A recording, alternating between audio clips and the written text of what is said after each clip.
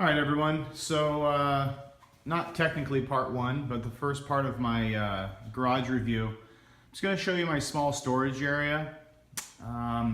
This is kind of just an area where I throw, bin is full of paint supply. I do keep actually it's actually from a cargo van. I'll show you guys in another video, another portion of it. But I keep a lot of my car wash supplies here, extra things that I use mostly in the summertime, but keep them out of the way, so I can detail the vehicles around, or excuse me, detail the vehicles out. And I like to keep it neat and tidy there. My US General rolling tool cart. You'll see that I sprung for the extra $25 and got that little side table. It actually adds a couple square feet to your countertop. And I find that I use a lot of that area to set tools or a tool bag, things like that, that I are going to be using fairly readily. And there are a lot of storage down here. One of the things I bought most recently was this Rockler. It's like a mini table saw. I'll pull that out at a later date, but it basically uses jigsaw blades vertically. It's got a nice little fence, super solid little feet on it, and it cuts surprisingly well. I'd highly recommend that. I don't know the model number of it, but you guys probably have seen it at Lowe's or Home Depot. They advertise it pretty heavily over there. It's for the DIYer, nothing that a professional is going to use. But this cart, as I kind of open it up and go through it, you're going to see how much space there really is in it. And I do recommend it to everyone that I talk to about it. The mechanics cart here, that was a great purchase when I got it. I think I only spent about $100 bucks on it. Look how small it is compared to the US General. It has one of the sliding tops, so it takes up a lot of room, and you have to dig into it every time. There's really only two small drawers, and they're not super deep. And I just thought about it. I probably should have unlocked everything so I can open the drawers and show you everything, but I'll have plenty of time to do that, I guess. And really, I just keep some extra stuff up here. My toolboxes that I tote stuff around with. If I'm going to help a buddy out, got to throw a few tools in it for the weekend, maybe a camping trip or going up to a family reunion that we go to. I just want to throw a few things in there just so that I have them. I'm not like ultra prepared for things, but I like to prepare myself, things that I think of. You guys will see in some of my other reviews that I have a bit of an affection for multi-tools. Part of that, I believe, is because my dad works for Leatherman Tool in Portland, Oregon, and I have a lot of them. So they're just kind of cool and neat, and Leatherman makes about the nicest tools that you can get. So I'm going to go ahead and stop the video now, and we'll look at a little more of the inside of the rolling tool cart. All right, so just to let you guys know, this does have a lock on it. It by no means is Fort Knox. It works just for keeping it down so it doesn't accidentally lift up, because it does have these struts that they're pretty sturdy. And what I found is in the space that I put it, it actually comes up and that handle rests right on the edge of the shelf there, and it's very sturdy, and it's just about open all the way. It would open just a touch more if I didn't have it like that. But just looking inside, you'll notice I keep some of my additional tools here: screwdrivers, spark plug sockets, gasket scrapers, good old Pittsburgh on sale, $1, $2 type deals. This back here is actually one of those special deals I found at Lowe's. It's like one of those 3-foot long Phillips screwdrivers. I have to be honest, that is one of the tools that I've never used, but I guarantee you one of these days I will be like, I wonder if I have a 3-foot screwdriver that would help me get that screw out. So until I have a need for that, it just stays back there in the corner. These are some Cobalt sockets that I got kind of during Christmas time, and they're the kind that have the cams built into them, so if they're stripped, they help. I bought the metric and the standard set. I think they're like $7 a set. And I got them because I have a fence gate that has some rusted bolts, and I thought it would help on. Haven't tackled that project yet, but I will shortly. As I mentioned before, this is kind of just overflow. I've got some of my long reach pliers, a punch set, nice quality punch set for when I need to get some tight areas. I don't use them all that often. Once again, there are some tools I don't use very often. You're going to notice some of the Harbor Freight freebies. I'm kind of a sucker for a nice flashlight. And these LEDs, they're not great, but they work when you need them. As I go through things, you're probably also going to notice, why does this guy have so many tape measures? I don't have an answer for that. I just keep buying them when they're on sale. When you can buy 2 of them for $10 and they're like the nice Stanley Fat Max 25 footers, it's kind of hard to say no. This is a little rigid bit kit that I picked up. But what I've done is I bought the Harbor Freight drum brake set. And what I found is that it stores really nicely inside of here. So I fashioned that for my drum brake kit. Once again, it's just a nice little storage area for it, and keeps everything neat and tidy. You'll notice I've got some long crowbars back here. That was kind of a special deal. I got a 3-pack from Craftsman during Christmas time.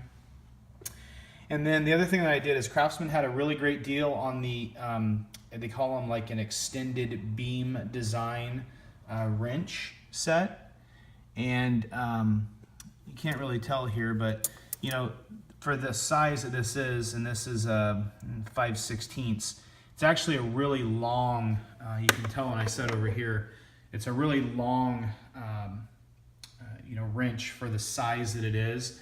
Helps you get a little more leverage. I compared them to the regular ones, and I mean, they're about an inch and a half longer, nothing insane. But I bought the standard and metric. I just cannot only buy one of the two. Something about it, I have to have the standard and the metric. A couple of extra little tools here that I use, a security. This is one of those bits where it's like a security. I cannot get the tip off for some reason and hold the camera at the same time.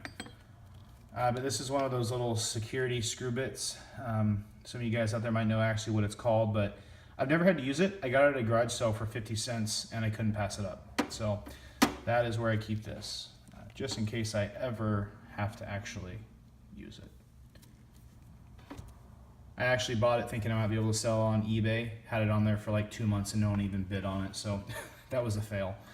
As far as the drawers go, they're nice, not completely full extension slide drawers, but they're nice and deep and I can get to it. As I mentioned, this is my extra storage. You're gonna notice not all the drawers are full, but I kind of keep my putty knives and extra things like that here for now. They have nice little drawer latches on them. You can kind of see underneath it, and when you open it, you can push it over and that releases it. And I've always kind of liked that feature. This is kind of some overflow Allen wrench, socket, excuse me, not socket wrenches, but hex head screwdrivers. I know I'm saying that wrong, but I can't think of what they're called right now. So I got some of that stuff here extra, once again, overflow. Over here, this is a nice deep drawer. You can kind of see it's the depth of 2 of the small drawers.